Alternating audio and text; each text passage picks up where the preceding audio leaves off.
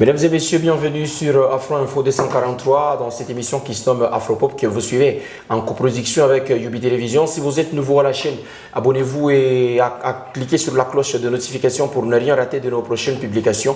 Pour cette émission, on va parler un peu sport parce que nous sommes en train de recevoir un féru du monde du football à l'est de la République démocratique du Congo. Vous suivez l'Afropop. Bienvenue mesdames et messieurs.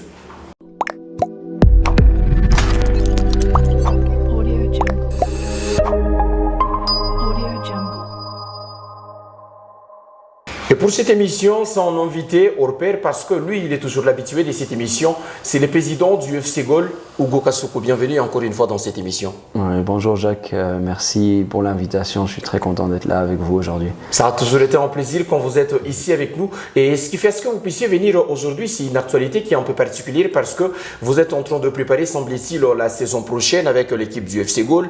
Vous êtes sur un projet qui semblerait aussi être révolutionnaire pour le football de la République démocratique du Congo et particulièrement de l'Est et de la RDC. Vous aviez été en tournée il y a quelques semaines déjà en Europe pour un sujet qu'on a annoncé chez certains médias ici, d'intérêt bien sûr déjà général. C'est quoi qu'on peut savoir de ces voyages, Hugo, cette tournée européenne?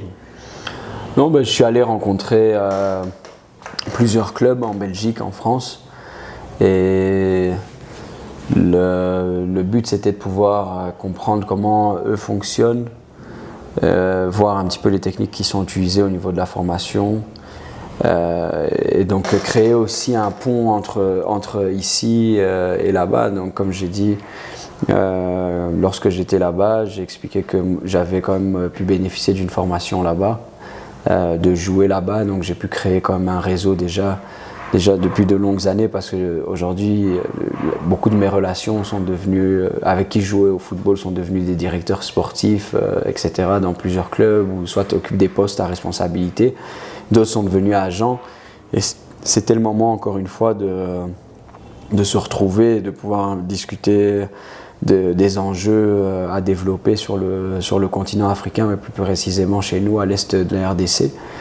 Et donc voilà, j'ai mis en valeur aussi notre province parce qu'on a quand même pas mal d'atouts et des très bons joueurs aussi, parfois qui ne sont pas mis en lumière parce que pour les Occidentaux, quand on parle du Congo, c'est toujours Kinshasa et Lubumbashi, pas forcément Goma, mais aujourd'hui voilà, avec ce déplacement, c'était de remettre Goma sur la carte et l'affirmer.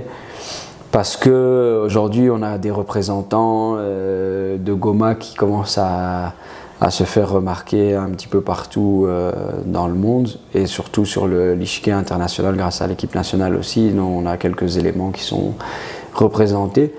Et donc voilà, c'était une démarche pour les inviter à venir ici. Et donc voilà, maintenant, on aimerait bien les inviter à venir sélectionner des joueurs dans la région pour leur donner l'opportunité de pouvoir voyager et jouer dans les plus grandes compétitions internationales.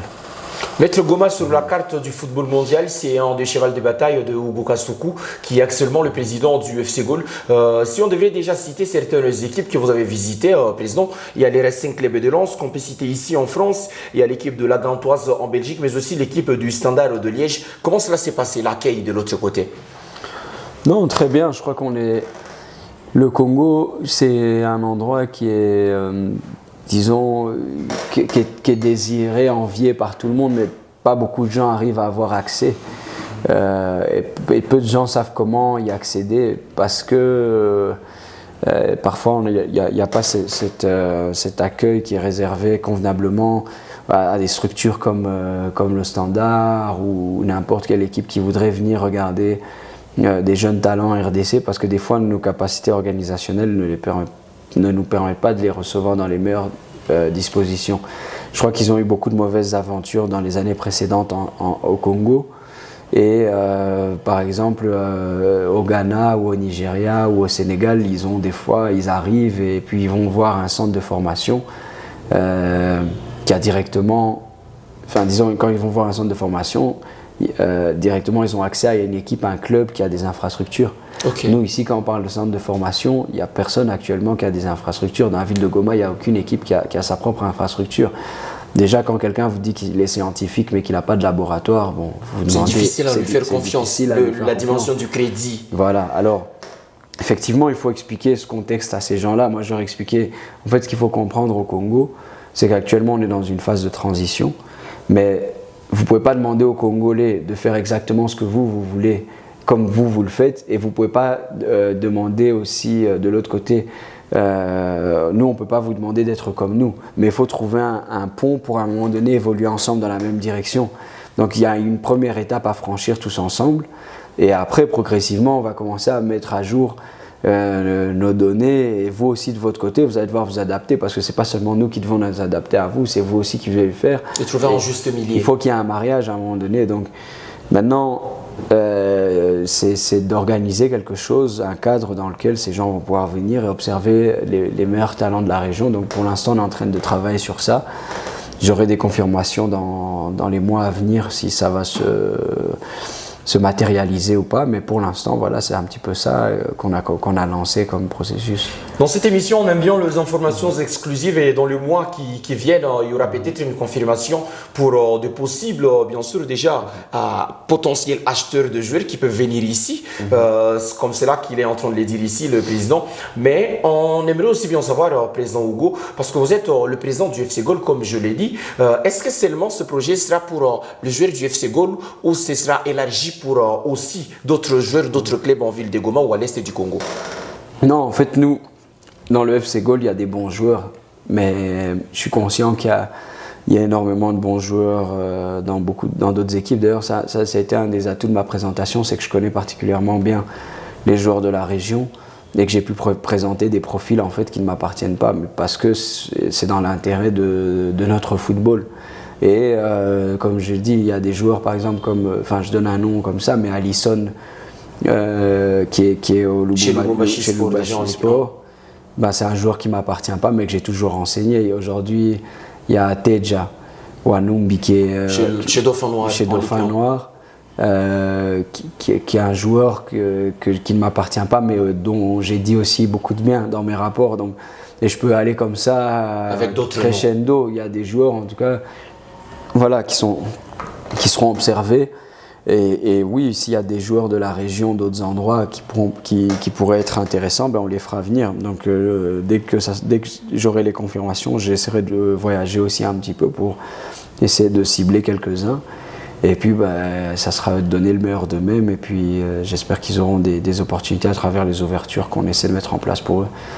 Le projet est grand, on espère que la ville de Goma, dans les jours qui viennent, l'Est de la RDC pourra vibrer avec ces projets-là, et qu'on pourra peut-être avoir des joueurs qui iront vivre leur rêve dans d'autres cieux, dans de belles infrastructures. Mais on croise actuellement les doigts, attendant que la confirmation se fasse.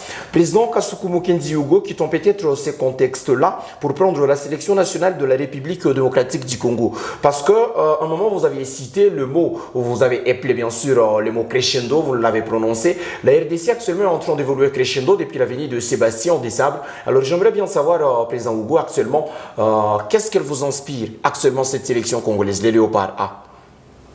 Bon, pour l'instant, je trouve que le travail qui est fait, il est pas mal. Autour du terrain, en dehors du terrain, il y a quand même une communication maintenant autour de l'équipe nationale qui s'est professionnalisée. Donc déjà, ça passe par là. C'est comme ça qu'on va conquérir le cœur des fans aujourd'hui, c'est à travers l'image. Donc ça, c'est un premier pas qui a été fait, c'est très bien. Et puis ça redore un petit peu le blason de l'équipe nationale. En termes de jeu, je trouve que le dernier match contre le Gabon était assez intéressant. Ils ont été réalistes, même si défensivement, ils ont été un peu brouillon dans le match. Ça a été brouillon. Mais ce que je retiens, c'est que le groupe a été très compact. Et puis aujourd'hui, on a quand même pas mal de joueurs binationaux qui ont rejoint la sélection. Ça aussi, c'est un point positif parce qu'ils viennent renforcer. Je crois qu'il y a une magie qui est en train de prendre. Il y a de l'osmose au sang de la tanière. Oui, mayonnaise est en train de prendre forme. On sent qu'il y a quelque chose qui est en train de prendre forme. Donc moi, voilà, je reste optimiste et convaincu qu'on est en train d'aller vers l'avant. Donc voilà, les résultats d'ailleurs le prouvent pour le moment, on est bien classé et on a quelques pas de pouvoir participer à la prochaine Coupe d'Afrique. Donc sont positifs. Nous sommes en train d'évoluer crescendo avec la sélection congolaise de Sébastien Desabre parce que cette version, on sent qu'il y a cette osmose qu'on est en train de parler de cette sélection nationale. Quand on en parle, on sent qu'il y a bien sûr ces joueurs qui sont prêts à aller dans la bataille, se battre pour la sélection, mouiller le maillot et espérer une qualification à la Coupe d'Afrique des Nations. Mais déjà, vous aviez dit que vous étiez un peu optimiste. La RDC a réussi à s'offrir une finale et ça va se jouer déjà en septembre dans cette phase de groupe, dans le groupe I. La RDC actuellement c'est la deuxième position, 7 points. On joue contre le Soudan en septembre 2023. Est-ce que vous y croyez cette qualification? Oui, bien sûr, je crois que tous les éléments sont réunis pour y croire. Maintenant, un match de foot c'est 90 minutes et pendant 90 minutes, il y a deux équipes qui se battent pour le même résultat. Donc on va juste leur souhaiter le meilleur. Mais en tout cas, dans la préparation de l'événement, je crois qu'on est au bon rendez-vous, on est en rendez-vous au bon moment avec les bonnes personnes. Maintenant, il faut que la magie s'opère et que les choses se fassent. Donc là, c'est une autre question. Donc ça va se débattre sur le terrain. Il faut que la magie opère, il faut que le Léopard puisse mouiller les maillots et ça se passe déjà, mesdames et messieurs, en septembre 2023 en République démocratique du Congo. La RDC va jouer face à la sélection soudanaise et on espère que la RDC va décrocher ses tickets qualificatifs pour la Coupe d'Afrique des Nations qui va se jouer en Côte d'Ivoire déjà. Mais l'on dira Kasuku Mukendi Hugo, quand j'ai toujours été avec vous en émission, on en parle toujours votre aventure chez les catégories d'âge en sélection nationale de la RDC. Actuellement, est-ce que de votre génération, il y a un qui a continué avec la sélection jusqu'à aujourd'hui s'agripper à cette sélection nationale? Est-ce qu'il y a un qui revient toujours en sélection nationale actuellement? Non, maintenant, je crois que, allez, disons, la génération juste en dessous de moi, il y avait Tisserand qui vient de décrocher un peu. Mais après, les joueurs avec qui on était, c'était, comment il s'appelle, Hervé Cagé, Ndongala, Wilson Kamavwaka, et tous ces gens-là aujourd'hui ne sont plus, sont en fin de carrière en fait. Mais donc ils ont fait leur parcours, ils ont représenté l'équipe nationale valablement.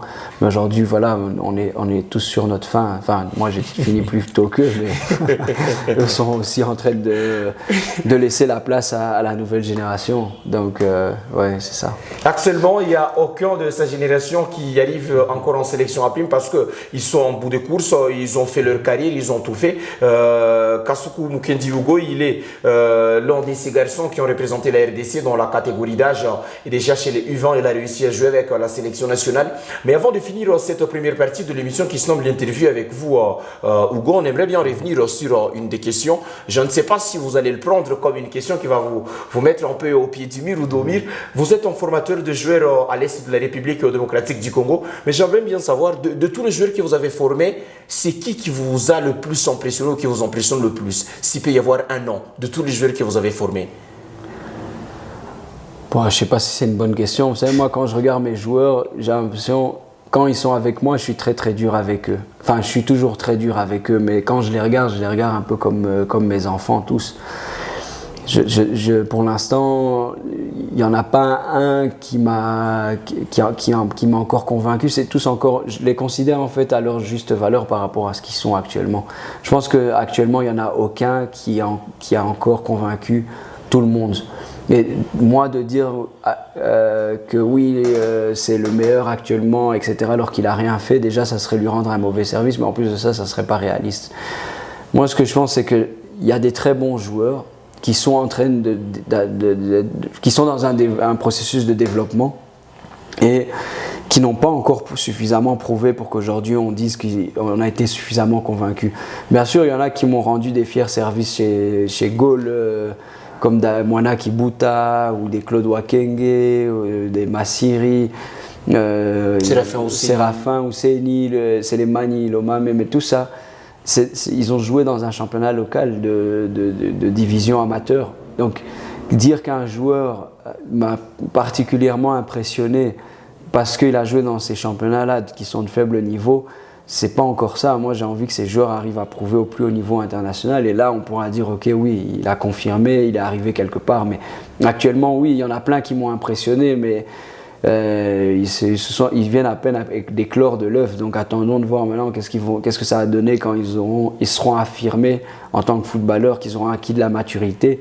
là je pourrais dire oui, tel était très bon, mais si, enfin, Séraphin est impressionnant, Claude Wakenge a été impressionnant, Kibuta Wana a toujours été impressionnant. Donc, je peux parler de Bofando Dani qui a peut-être pas eu la même chance dans son parcours actuellement, mais aussi c'est un joueur impressionnant quand on voit ce qu'il dégage physiquement, etc.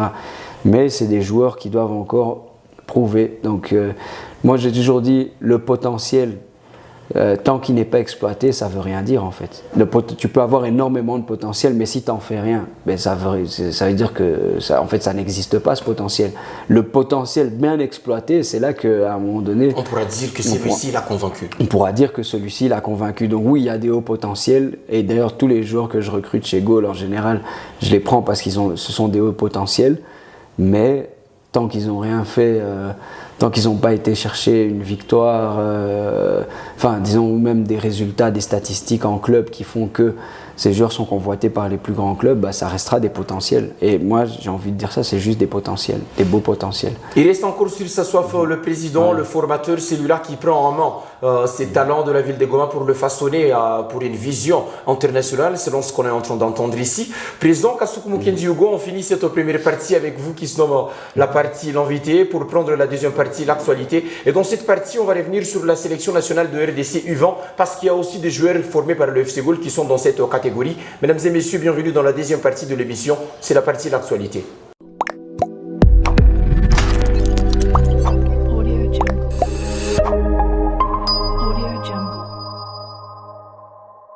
Nous sommes dans la deuxième partie de l'émission, mesdames et messieurs, c'est la partie de l'actualité. On va commencer, ou on va prendre cette seule actualité qui concerne la sélection nationale U20 de la RDC qui est en train de jouer déjà à Kinshasa, la Fachi Cup.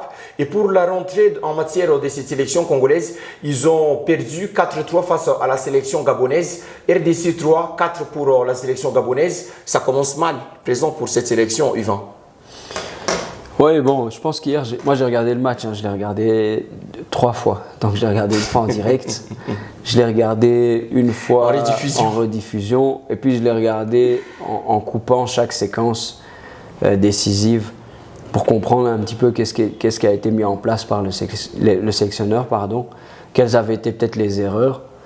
Ce que je peux dire, c'est que d'entrée de jeu, oui, c'est pas évident une défaite. Pour moi, qui est formateur, il faut savoir que moi, il y a quelque chose qui m'a toujours fait, fasciné. Qui vous attire le plus. Qui m'a fasciné dans l'idéologie de jeu des Allemands, c'est que tout le monde travaille pour la Mannschaft. Donc même le plus petit des clubs travaille pour les plus grands clubs et les plus grands clubs travaillent pour la Mannschaft. Donc moi, je me mets au service de la nation quand je forme des joueurs. Parce que le rêve ultime pour tout le monde, c'est qu'au final, on arrive à alimenter notre sélection nationale. Qu'on ait un vivier qui va permettre à la sélection de se ressourcer. Donc nous, quand on fait ce travail-là, on le fait pour ça. C'est notre rêve, c'est de dire, ok, on va fournir les joueurs qui vont demain être les porte-étendards. Et quand la sélection va pas bien comme ça, nous, c'est une très grande déception, c'est profond en fait, parce que quelque part c'est que oui, peut-être que nous aussi on n'a pas fait correctement certaines choses, et donc tu prends aussi sur toi, parce que moi personnellement ça me fait mal de voir que les petits ont perdu comme ça. Maintenant je crois qu'effectivement l'équipe a montré des belles choses malgré la défaite. Offensivement il y a eu des très belles phases. J'ai vu énormément de talent. Peut-être la seule chose que j'ai remarqué, c'était que dans la transition défensive, on a laissé énormément d'espace pour que ces gens viennent nous chercher en contre-attaque.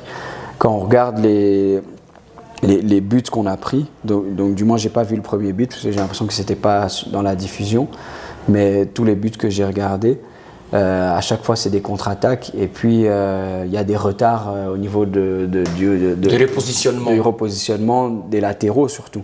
Les latéraux 2 et 3 et même le milieu défensif qui normalement doit venir jouer le tampon sur ce genre de contre-attaque. Quand on regarde les images, on voit qu'ils sont spectateurs de l'action et qu'ils reviennent en trottinant, alors qu'à un moment donné, quand tu es en transition défensive, ça se paye cash. Tu es obligé de revenir. Si tu ne reviens pas, attends à ton poste. Et je pense que l'erreur, c'est qu'entre notre défense, disons la défense à plat central et les milieux du terrain, il y a vraiment il y a un très gros problème et les deux latéraux qui montent beaucoup trop. Bon, après ça, c'est mon avis. C'est au coach de tirer les conclusions, etc. Mais bon, moi aussi, je voulais savoir qu'est-ce qui s'est passé, pourquoi est-ce qu'on a été en déroute, parce qu'offensivement, ce qu'on a montré avec Orso Moakou, c'était quand même assez solide. Hein. Même avec, comment il s'appelle, Kabouit de Mazembe, qui joue dans la deuxième équipe de Mazembe, là, comment il s'appelle? Le nom, il m'échappe aussi. Ça m'échappe aussi, ouais, Don Bosco. Okay. Et il y avait l'autre, le jeune Doudjana, et Orso Moakou, c'était très intéressant.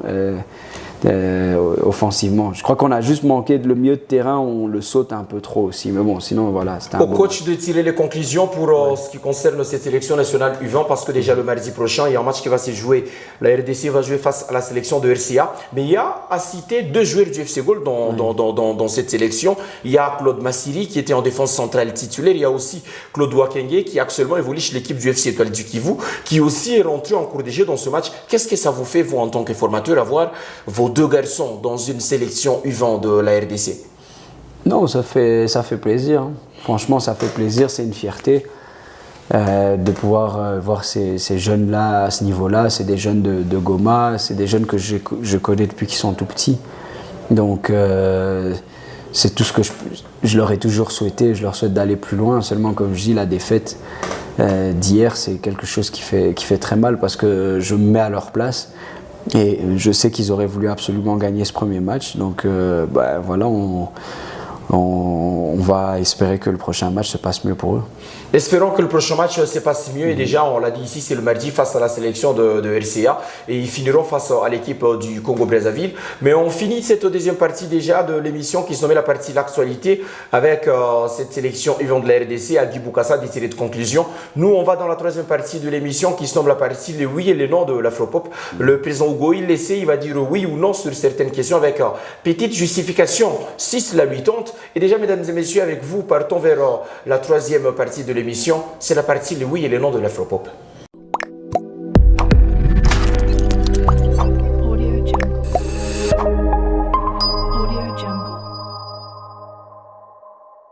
Et dans cette émission, c'est les oui et les non de l'Afropop avec le président, le formateur Hugo. On va prendre la première question ici pour l'équipe du FC Gaulle, pour ce projet-là que vous êtes en train d'essayer d'implémenter à l'est de la RDC. Alors moi, j'aimerais bien savoir, président, considérez-vous le projet du FC Gaulle comme le meilleur projet de l'est de la République démocratique du Congo en termes de football?